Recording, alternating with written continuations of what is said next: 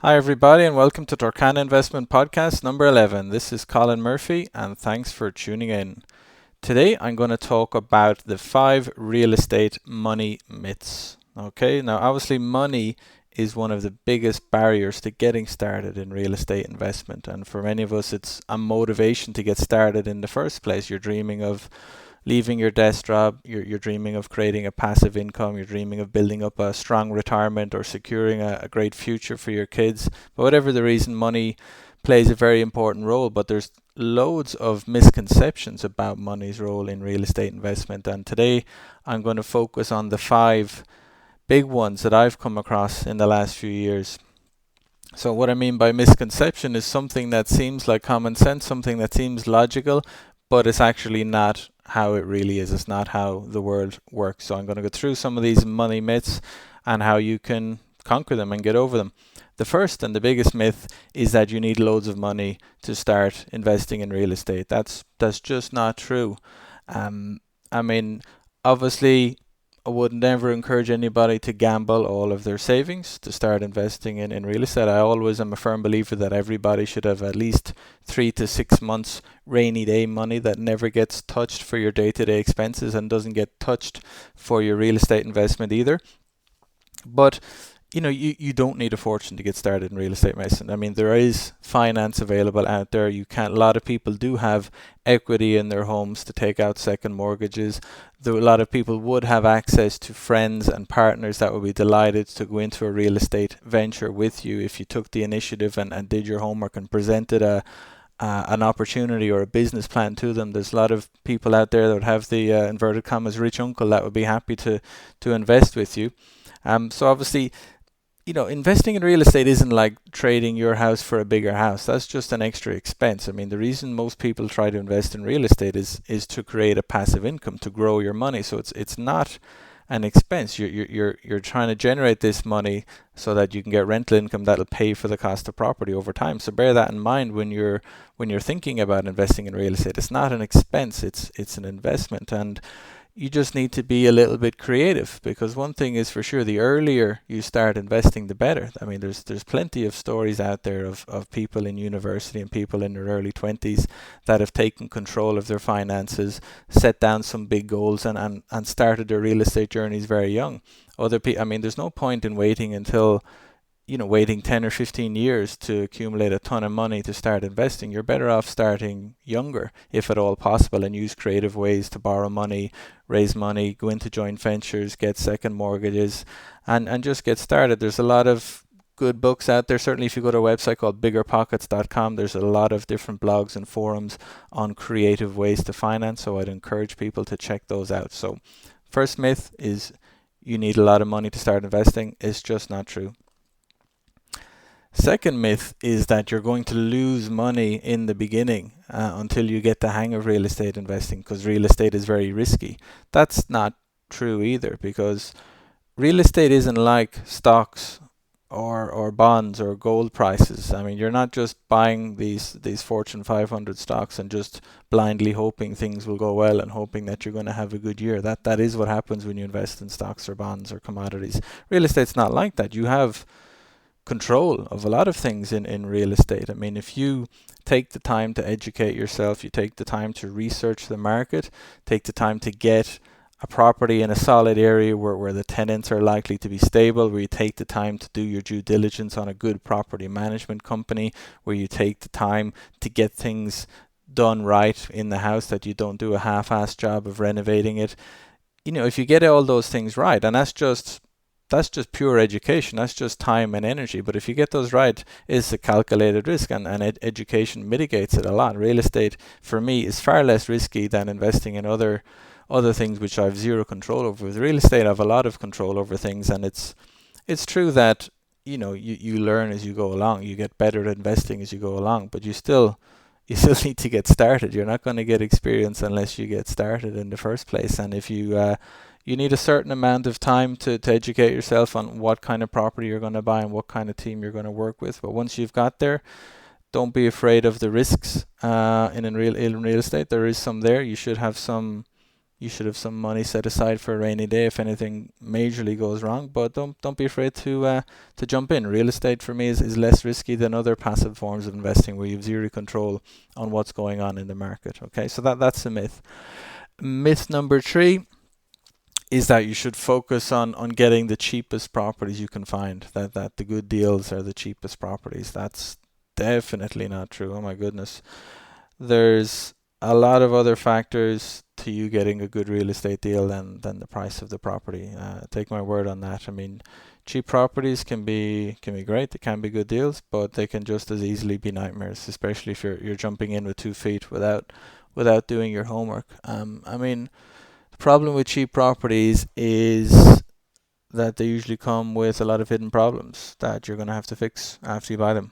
Um, I mean, you obviously have stuff inside the house, like you might not have noticed that, they were cheap because the roof is banjaxed and the AC is banjaxed and the kitchen is from the 1980s and there's cracks on the walls and the bathroom vanities are awful and the plumbing hasn't been updated or the electrical box isn't up to code. I mean, they're all good reasons to sell a property to you cheaply.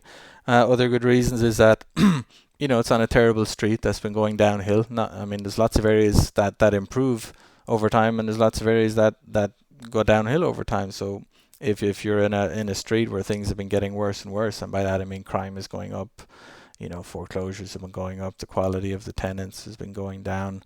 They're all things that can cause you a nightmare and burn a huge hole in your pocket and give you a ton of stress and lots of vacancies. So, the cheapest properties is fine. You want to get the cheapest. I mean, I've bought plenty of cheap properties, but I made sure that I knew what the costs were going to be to get the house rent ready, and I made sure that I was comfortable with the location of the property. I'm much more inclined to buy a rundown house in a nice area than a rundown house in a rundown area or a nice house in a rundown area. I mean, I don't like rundown areas. I like nice areas, and I don't mind a bad property in a nice area because we've gotten quite good at estimating the repair costs of it, and we take our time to do it right. So for example, I've bid $30,000 for properties that need $30,000 of repairs. Other people that mightn't be as inexperienced might think they can get the property rent ready for $10,000, but they're kidding themselves. That other $20,000 is going to come back and bite them sooner or later.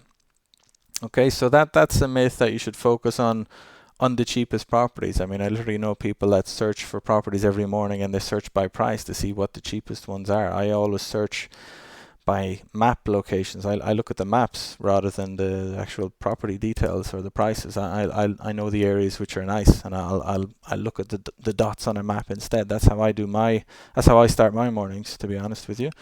So that's myth number 3, that you should focus on getting the cheapest properties. That's not. You should focus on getting the best properties possible, and there's a lot of moving parts and different aspects to consider. Myth number 4 is that the ship has sailed on all the good deals, that in 2016 there's far less money to be made, and that you should just do something else because you missed your turn. I mean, look, it's true that in 2009 to 2012 there was a lot of great opportunities. I mean, look, I wish I had more money in 2010 or 11 than I did, but this wasn't the case. But it doesn't matter. I mean, fair enough. So the guys that got the properties in 2009, 10, 11, they could probably be some of the best deals they'll get in their lifetimes, and they can pat themselves on the back. That's fair enough. But there's never a bad time to buy. I mean, look, fair enough. You don't want to buy at the very top of the cycle. The people that bought in 2006 and 7 are still underwater. But if you're looking for a rental investment, if you've done your homework properly, if you're made sure that you can cover your mortgage payments and cover your overheads, if you're prepared and if you're planning to hold properties for the long term, you'll almost always come out on top. I mean, because look, the purchase price of the property isn't really what ultimately matters. What matters is what your long-term cash flow is. That is the most important part of investment. What is your long-term cash flow? Okay, and today cash flow is pretty bloody good. Okay, there's plenty of money to be made as a landlord in 2016. There's lots of, I mean, just in my area where we concentrate in Tampa, Florida, it's great cash flows. We've there's lots of examples of nice properties in suburbs which you can get in rent ready condition for $90,000 that'll rent for $1,000 a month. That is a good cash flow. You need to know what your overheads are. You need to make sure the property's in good condition, but they cash flow really well. And as long as your plan isn't to buy it in January and sell it in April, you'll do really well. I mean, obviously, ideally, you'd have been buying it at 2012 prices, but that's not a good enough reason not to buy. You're still better off buying now than in 5 years' time. You're still better off getting that 5 years of cash flow behind you. And if you're lucky enough to finance it, to be paying down the mortgage for 5 years now rather than waiting for it. So, as long as you've got a long-term mindset, and as long as you know how to do your homework and avoid crazy bubbles, and we're certainly not anywhere near that, you'll do fine. Now is a good time to buy. Last year was a good time to buy. Next year is going to be a good time to buy. I've certainly no intention to stop buying anytime soon. The more we can accumulate, the better. As long as they're cash flowing well, they'll be good for my financial well-being. Okay, so don't be afraid about the ship having sailed, because to be honest with you, people were saying the same. I mean, people were saying the same thing during the crash when things were at their worst. People were saying, "Don't buy now. The economy has changed forever. Property's never going to be a good investment. Banks are going to fail. Everything's failing. I mean, it's a terrible time. Real estate doesn't work anymore." I mean, the people that ignored that advice are the ones that have done well. The people that ignored the newspaper headlines are the ones that have done well. And the same newspaper headlines are saying now that the markets are getting frothy, the prices are going up, that there's lots of people renting, and that's all fine. But I mean, you never want to do what newspapers are telling you or what the majority of people are telling you. You do your own numbers, you look at the cash flow and base your decisions on that, and base your decisions on advice from people that are more experienced than you. Go to some networking events, find out what other older hands are doing that have lived through a couple of ups and downs, and I think you'll find that they're still buying and that they've no intention of slowing down. Okay. So myth number 5 is that you should cut costs at every opportunity to maximize your cash flow. I mean, short answer is yes, you should control your costs and you do need to maximize your cash flow, but not at the cost of your property's condition or quality. I mean, if you go too far in the wrong direction, you'll turn into a slumlord. Okay. There's good value in being smart with your money. It's nice to be frugal, good be smart with your management, but you shouldn't be cutting costs at the expense of your property's long-term value.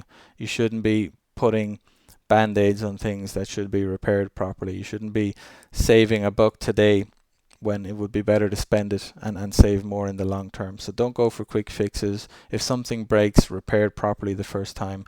Because obviously the better condition your house is in, the better quality tenant you're going to get. If you want to try and rent a rundown house, you're not going to get a high quality, reliable tenant. You're going to get somebody that lives in a rundown house and treats it accordingly and pays their rent accordingly, which is, irregularly. So take care of your properties, take care of your tenants. Don't be afraid of spending the money to do that. Don't cut corners where you shouldn't be cutting corners. So, there's places where you should be paying a premium, to be honest, and one of them would be property management, and another is property repairs. So bear that in mind. Bear in mind you should always have some cash reserves for a property, depending on the size and location of the property. You should always have at least 4 or 5 months of rental income kind of set aside in a reserve. Just leave that there, let it build up, and start taking the money out of the property after you've built that up, so that you shouldn't have to. I mean, nobody likes putting money into the property. Nobody likes being tapped for cash injections to replace whatever, doors and windows and air conditioners. So just let your properties build up a reserve. Don't be greedy. Let it, rent them out for 4 or 5 months. Let the reserves build up, and after that, start taking your money out and leave the reserves in there, so that whenever something does need to be repaired, you're not taking money out of your own pocket, out of your own current account. You're just taking it out of the reserve fund that you've used to maintain the condition of the property. Okay, there's a mindset change there that will make you a better landlord and a more profitable landlord. Okay, so those are my 5 myths relating to money and real estate investing. I think they're very important because most of them are about mindsets. First one, just to go through them quickly, is that you need lots of money before you start investing. It's not true. There's lots of ways to get started with creative finance, second mortgages, partnering, regular finance. There's a lot of avenues to get started there. Myth number 2 is that you're going to lose money, that real estate is very risky. That's not true. I think if you take your time to educate yourself and learn about the moving parts, you can control it quite well and mitigate those risks much more than you could for other investment types. Number 3 is that you should focus on getting the cheapest properties. That's definitely not true. There's a lot of downsides to buying the cheapest properties. You need to consider other things as well. Everybody likes a cheap property, but make sure you know what it's going to cost to turn it into a rent-ready property, and make sure you're comfortable owning a property in that location long term. Okay. Myth number 4 is that there's far less money to be made now because prices were cheaper a few years ago. That's just not true. It's not relevant. I mean, it's all about cash flow. Plan out your cash flow for 5, 10, 15 years. Talk to the guys that have been investing for 15, 20 years, and you'll find that this is a good time to invest. Cash flows are strong, and it's not just about the purchase price. There's other factors that will make you a successful property investor, so bear them in mind.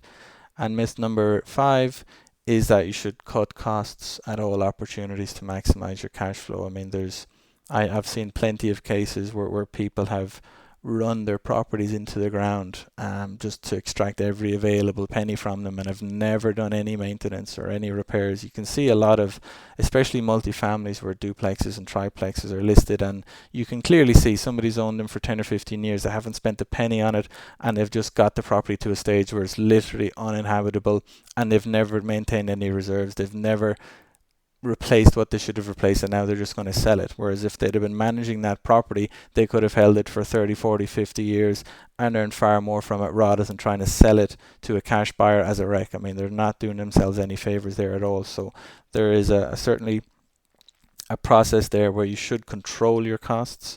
You should budget for your costs. You should make sure you vet the people that are making your repairs, and vet the people that are managing the tenants.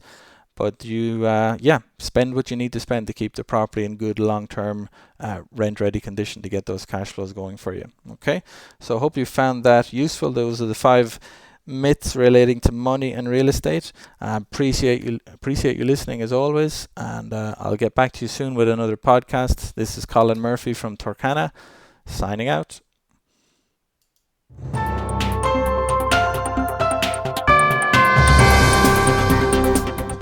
This recording contains general information relating to the real estate market, and it is for educational purposes only.